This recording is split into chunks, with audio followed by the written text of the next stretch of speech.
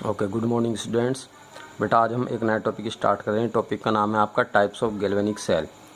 ये आपके दो टाइप के होते हैं गैल्वेनिक सेल। पहला है आपका नॉर्मल गैल्वेनिक सेल, ठीक है। एक और होता है, उसको क्या बोलते हैं हम, कंसंट्रेशन सेल। पहले हम नॉर्मल गैल्वेनिक सेल के बारे में पढ़ते हैं। इसकी डेफिनेशन देखते हैं बेटा।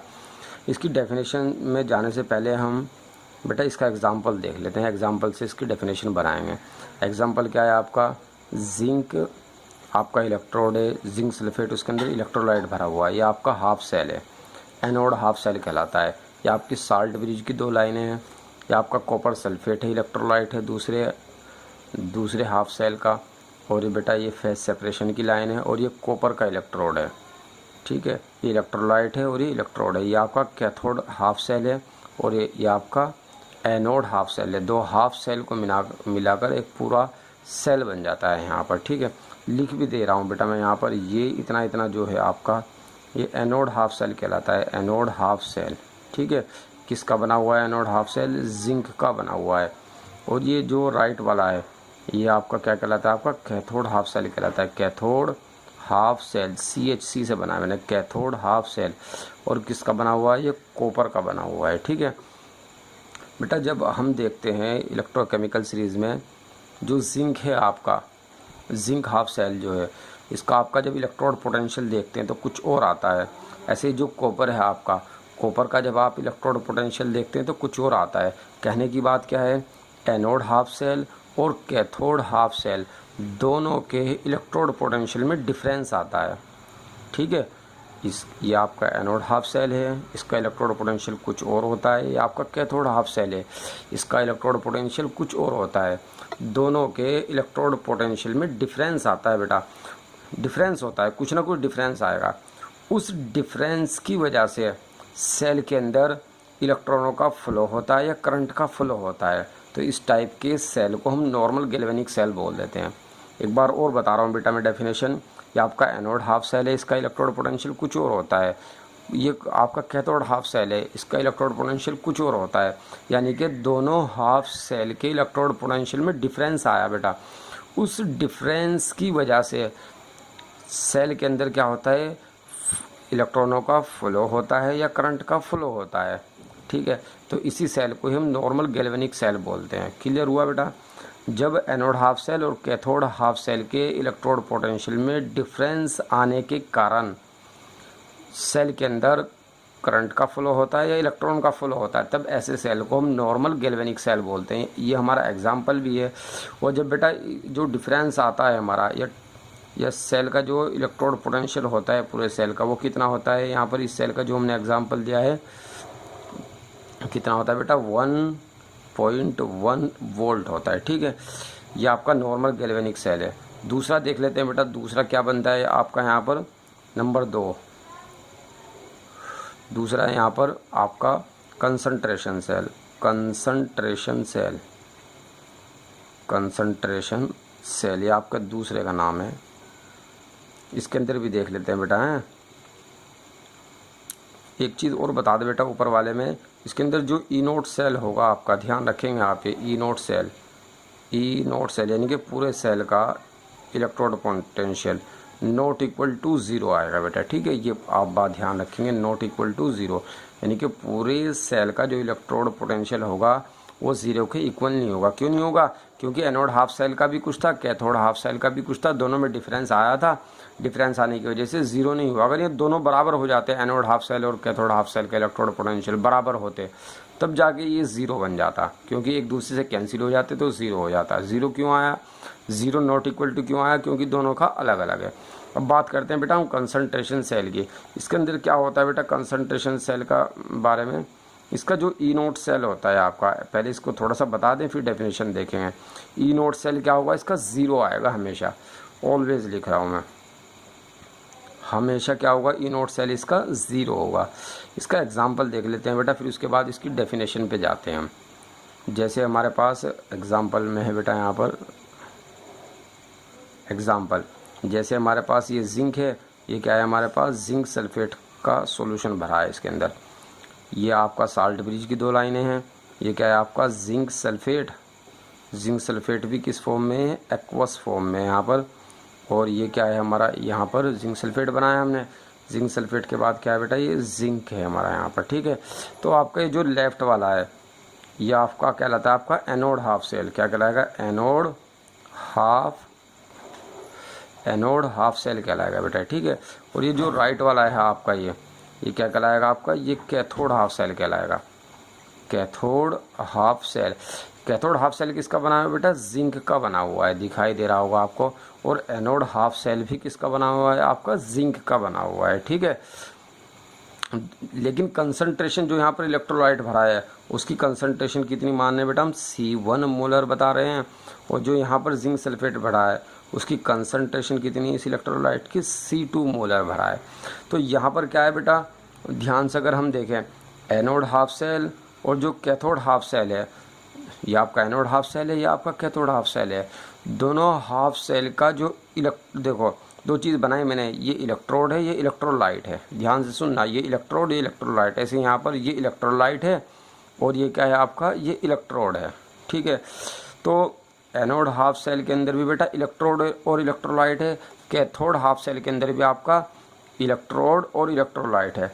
तो बेटा एनोड हाफ सेल और कैथोड हाफ सेल दोनों के इलेक्ट्रोड या इलेक्ट्रोलाइट की कंसंट्रेशन में जब डिफरेंस आता है, एक बार और सुनेंगे बेटा, या तो इलेक्ट्रोड की कंसंट्रेशन में डिफरेंस होगा, उसको आगे देखेंगे हम कैसे होगा इलेक्ट्रोड की कंसंट्रेशन में डिफरेंस, इसी लेक्चर में देखेंगे। अब अभी सुन लीजिए क्या बोल रहा हूँ मैं, इलेक्ट्रोड की कंसंट्रेशन में डिफरेंस होगा या तो दोनों की, या दोनों की इलेक्ट्रोलाइट की कंसंट्रेशन में डिफरेंस होगा। एनोड हाफ सेल और कैथोड हाफ सेल के या तो इलेक्ट्रोड में की कंसंट्रेशन में डिफरेंस होगा या इलेक्ट्रोलाइट की कंसंट्रेशन में डिफरेंस होगा। उस डिफरेंस की वजह से सेल के अंदर इलेक्ट्रॉन का फ्लो हो जाता है या करंट का फ्लो स्टार्ट हो जाता है। तब ऐसे सेल को हम क्या कहते हैं बेटा, कंसंट्रेशन सेल कहते हैं, ठीक है। ऊपर कुछ और था बेटा, यहाँ पर कुछ और है। ऊपर इलेक्ट्रोड पोटेंशियल में डिफरेंस आ रहा था, यहाँ पर किस चीज़ के अंदर डिफरेंस आ रहा है, या तो इलेक्ट्रोड की कंसंट्रेशन में डिफरेंस आएगा या इलेक्ट्रोलाइट की कंसंट्रेशन में डिफरेंस आएगा। और एक चीज़ और ध्यान रखेंगे बेटा, जो आपके एनोड हाफ सेल और कैथोड हाफ सेल बने हुए होंगे दोनों सेम सब्सटेंस के या सेम एलिमेंट के बने होंगे, जैसा आपको दिखाई भी दे रहा है, दोनों यहाँ पर जिंक के बने हुए हैं। ओके, उम्मीद करते हैं बेटा ये समझ आया होगा आपको। अभी जो ये कंसंट्रेशन सेल है ये आपके दो टाइप के होते हैं, देख लेते हैं बेटा। कंसंट्रेशन जो आपका ये सेल है दूसरा वाला, ये भी 2 टाइप के होते हैं। क्या लिखते हैं यहाँ पर, टाइप्स ऑफ कंसंट्रेशन सेल। क्या है, types of concentration cell, concentration cell, ठीक है। पहला टाइप्स ऑफ कंसंट्रेशन सेल, पहला जो आपका बनता है बेटा, पहला बनता है इलेक्ट्रोलाइट कंसंट्रेशन सेल। लिख रहा हूँ बेटा मैं यहाँ पर, क्या है, इलेक्ट्रोलाइट कंसंट्रेशन सेल,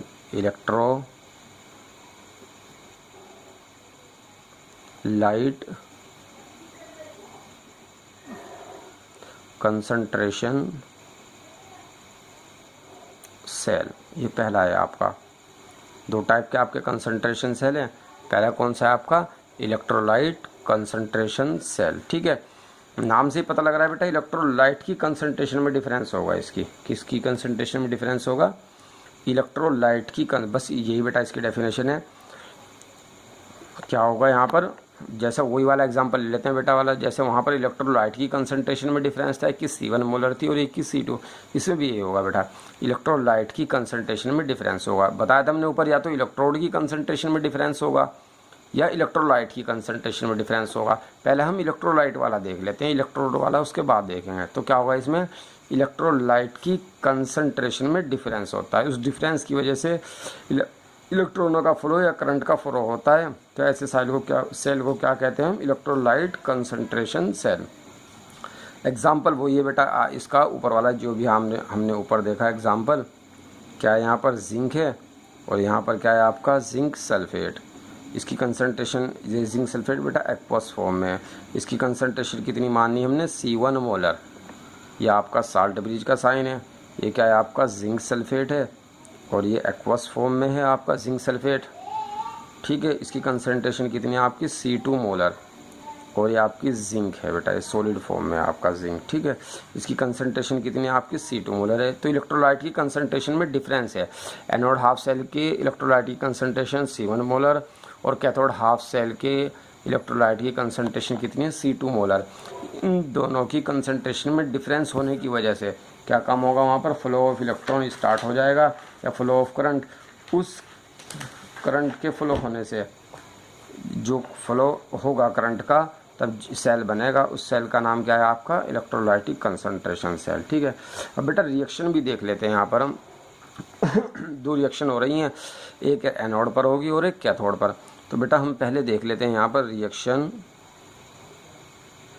क्या आपकी, reaction at anode, reaction at anode देखते हैं हम पहले बेटा हैं, फिर रिएक्शन एट कैथोड देखेंगे। ये आपका एनोड है, इतना इतना पार्ट आपका पहले ही बताया था हमने।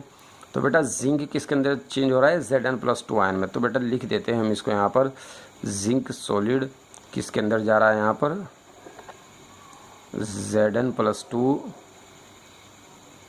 आयन के अंदर जा रहा है आपका। और कितने इलेक्ट्रॉन बाहर निकल रहे हैं यहाँ पर, 2 इलेक्ट्रॉन रिलीज हो रहे हैं, ठीक है। ये ऑक्सीडेशन भी कह सकते हैं कि ऑक्सीडेशन हो रहा है। और बेटा मान लेते हैं हम, सपोज कर लेते हैं कि इस हाफ सेल का ये जो रिएक्शन है, इस रिएक्शन का जो इलेक्ट्रोड पोटेंशियल है वो कितना है आपका, x वोल्ट है। कितना मान लेते हैं हम, x वोल्ट मान के चलते हैं। दूसरा बेटा आपका कैथोड पर देखते हैं, रिएक्शन देख लेते हैं बेटा यहाँ पर, रिएक्शन एट कैथोड। तो बेटा कैथोड के ऊपर हम रिएक्शन देखते हैं, यहाँ पर क्या देखते हैं, कैथोड के अंदर आपको दिखाई दे रहा होगा Zn+2 किसके अंदर चेंज हो रहा है बेटा, जिंक के अंदर जा रहा है, Zn+2 जिंक के। तो बेटा वही लिख देते हैं हम यहाँ पर, Zn+2 आयन जो था आपका वो 2 इलेक्ट्रॉनों को कैप्चर करेगा और किसके अंदर चेंज हो जाएगा, वो जिंक के अंदर चेंज हो जाएगा, ठीक है। ये एक्वस फॉर्म में थी आपकी, वो सॉलिड फॉर्म में है, ओके। अच्छा दोनों सेम काम हो रहे हैं बेटा, वो हमने पहले ही बताया था। इलेक्ट्रोड पोटेंशियल ऊपर वाला ऑक्सीडेशन पोटेंशियल है, क्योंकि ऑक्सीडेशन हो रहा है। नीचे वाले में रिडक्शन हो रहा है, तो रिडक्शन पोटेंशियल है। ऑक्सीडेशन पोटेंशियल और रिडक्शन पोटेंशियल एक ही एलिमेंट के लिए सेम होते हैं, x वोल्ट मान है बेटा। बस डिफरेंस किसका होता है, साइन का होता है। ऊपर वाला प्लस लिया तो नीचे वाला कैसा लेना पड़ेगा बेटा, में माइनस लेना पड़ेगा। अब क्या काम कर रहा हूँ बेटा, मैं इन दोनों रिएक्शन को ऐड कर रहा हूँ।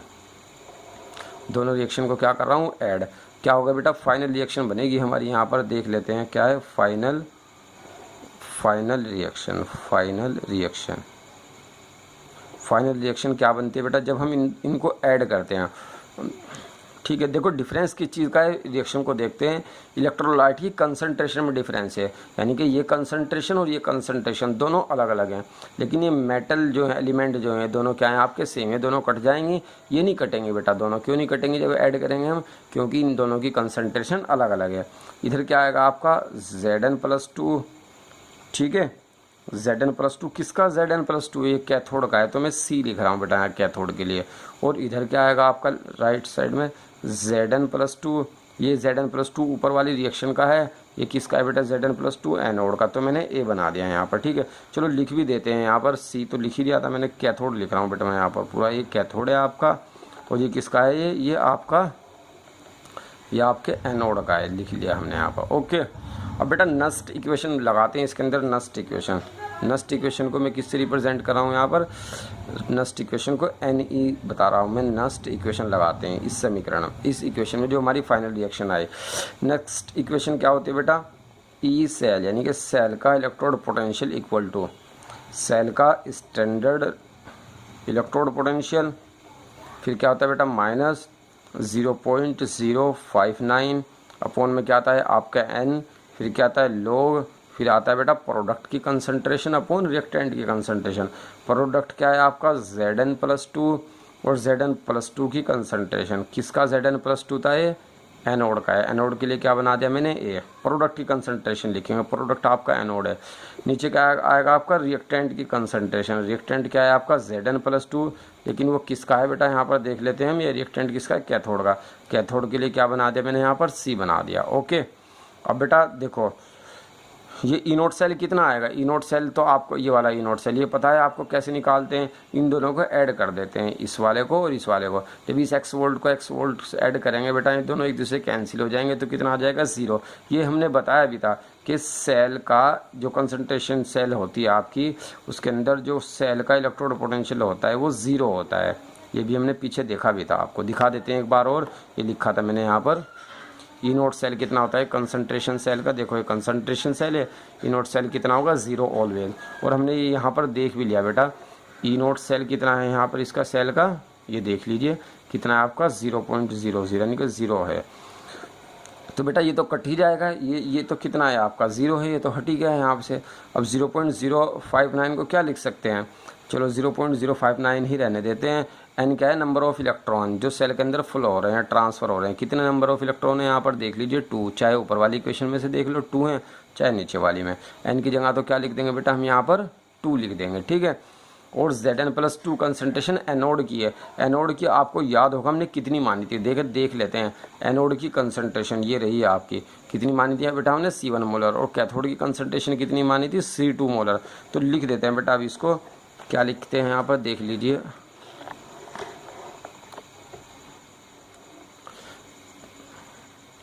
क्या है बेटा यहाँ पर क्या लिखेंगे, वो तो कट ही गया था आपका एक तो ई सेल इक्वल टू ये कितना हो गया था बेटा 0, फिर कितना है आपका ये ई नोट सेल 0 आया था 0.059 अपॉन एन की जगह क्या लिख देंगे 2, फिर क्या है बेटा आपका लोग है, ठीक है। फिर आपका क्या था बेटा प्रोडक्ट एनोड वाला था।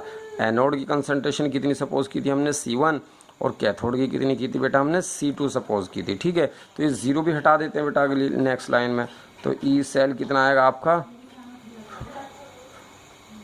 जब हम इसको 6 भी मान सकते हैं बेटा 0.0565956 एक ही बात है। जब 2 से ये 0.06 को कैंसिल करेंगे हम, कितना आएगा माइनस का 0.03, और कितना हो जाएगा बेटा लोग क्या आ गया C1/C2, ठीक है। ये आपकी इक्वेशन बन गई नेक्स्ट इक्वेशन, ओके। या बेटा इन जनरल क्या लिख सकते हैं हम इसको, इन जनरल देख लेते हैं क्या लिख सकते हैं इस इक्वेशन को। इन जनरल क्या आएगा बेटा, इन जनरल में देख लेते हैं बेटा क्या लिख सकते हैं इसको। क्या है हमारा ई सेल का पोटेंशियल किसके इक्वल आएगा, यह तो 0. चलो जनरल में लिख रहे हैं बेटा माइनस का है 0.059 है, अपॉन में क्या था बेटा आया था हमारा एन, और फिर क्या यहाँ पर लोग आया था। ऊपर की किसकी कंसंट्रेशन आई थी हमारी एनोड की, और नीचे किसकी कंसंट्रेशन आई थी हमारी कैथोड की। ये इन जनरल में इक्वेशन बन जाएगी आपकी, ओके। ये देख लीजिए इसको अच्छी तरीके से। अब बेटा इसके ऊपर हम आपको एक क्वेश्चन देते हैं, आपको क्वेश्चन सोल्व करना है। जैसे क्वेश्चन है बेटा आपका, ये जो अबव सेल है ऊपर वाला सेल है कब वर्क करेगा, यही क्वेश्चन है आपका। क्या है above cell will work when, मैं लिख रहा हूँ बेटा क्वेश्चन आपका अबव सेल, इसको हिंदी में भी समझ लीजिए। अबव सेल यानी कि ऊपर वाला सेल जो हमने बनाया विल वर्क, कब वर्क करेगा ये हमें देखना है। विल वर्क कब करेगा, जब, व्हेन। अभी हमें ऑप्शन दिए हैं, पहला ऑप्शन है आपका कि C1 ज़्यादा हो बेटा किससे C2 से, दूसरा ऑप्शन है आपका C1 किसके बराबर हो C2 के बराबर हो, और तीसरा ऑप्शन है आपका C1 क्या हो बेटा है स्मॉलर हो C2 से, और फोर्थ ऑप्शन है आपका डी नन ऑफ देम, ठीक है। नन ऑफ देम, नोट लिख रहा हूँ बेटा मैं, नन ऑफ देम। देखो हमें पता है बेटा सेल का इलेक्ट्रोड पोटेंशियल कैसा होना चाहिए, 0 होना चाहिए, ये कंडीशन है। सॉरी बेटा सेल का इलेक्ट्रोड पोटेंशियल कैसा होना चाहिए, पॉजिटिव होना चाहिए, तभी सेल बन पाती है। ये पॉजिटिव बना दिया मैंने। ई सेल क्या है यहाँ पर ग्रेटर देन 0 का मतलब सेल का इलेक्ट्रोड पोटेंशियल पॉजिटिव है, लिख भी रहा हूँ बेटा मैं यहाँ पर। ई सेल कैसी होनी चाहिए, शुड बी पॉजिटिव होनी चाहिए, सेल बनाने के लिए शुड बी पॉजिटिव हम पढ़ चुके हैं बेटा, should be positive, should be positive. तो बेटा जो हमारी सेल तभी बन सकती है अगर उसका इलेक्ट्रोड पोटेंशियल कैसा आ रहा है, पॉजिटिव बना है। अब बेटा पॉजिटिव कब आ सकता है देख लेते हैं हम यहाँ पर, जो हमने इक्वेशन बनाई थी यहाँ पर, ये देख लेते हैं C1/C2, ये वाली इक्वेशन है आपकी। देखो अगर मैं C2 को ज़्यादा कर दूँ, ठीक है, तो बेटा ये वाली वैल्यू कैसी आ जाएगी आपकी, अगर ये C2 को ज़्यादा कर देते ना तो ये वाली वैल्यू क्या हम आएगी, माइनस में आ जाएगी। ये log C1/C2 की वैल्यू, C2 की वैल्यू C1 से ज़्यादा करते ही ये वाली वैल्यू कहाँ में आएगी, माइनस में। माइनस की माइनस में मल्टीप्लाई हो जाएगी, कैसी आ जाएगी, प्लस में। ठीक है, तो प्लस में लाना ज़रूरी है बेटा ई सेल की वैल्यू को, क्योंकि अगर ये प्लस में आएगा तभी सेल हमारा वर्क करेगा, तभी सेल हमारा बनेगा। एक बार और देख लेते हैं बेटा, अगर C2 को मैं कम करता हूँ C1 से तो बेटा ये माइनस में ही रहेगी सारी वैल्यू। अगर मैं C2 को ज़्यादा कर देता हूँ C1 से, C2 को अगर मैं ज़्यादा कर देता हूँ तो log C1/C2 माइनस में आएगा, और माइनस की माइनस में मल्टीप्लाई करेंगे तो प्लस में आएगा। तो ये जो आपका ई सेल है कैसा हो जाएगा, पॉजिटिव हो जाएगा। तो पॉजिटिव आने के लिए क्या करना पड़ेगा, C2 की वैल्यू को C1 से ज़्यादा करना पड़ेगा हमें। ओके, तो इसका ऑप्शन जो है बेटा वो C रहेगा हमारा, C।